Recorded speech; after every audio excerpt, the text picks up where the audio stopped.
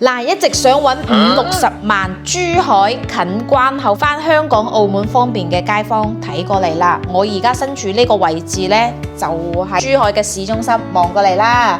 呢度呢，不單止可以望海，仲要係對面嘅山嗰度呢，就係而家目前珠海最貴樓價嘅橫琴金融島。咁呢度嘅位置呢，而家呢講緊係8-9萬一平方，呢度呢只需要講緊 total 50-60萬啦，就可以攞到一套細單位啦。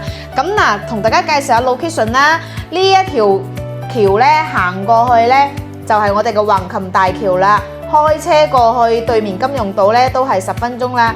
咁再望遠過少少呢，就係澳門橋啦、友誼大橋啦，呢啲橋呢都係往返金融島同澳門嘅之間嘅。咁港珠澳大橋呢，講緊翻嚟呢一個屋企呢，都係10零分鐘嘅車程，所以呢度呢，距離關口啊，包括青茂關口、拱北關口呢，都係10零分鐘嘅車程，非常之近嘅。同埋咧，呢度去珠海十字門嘅華發商都呢，僅都係1.8公里嘅車程嘅呢。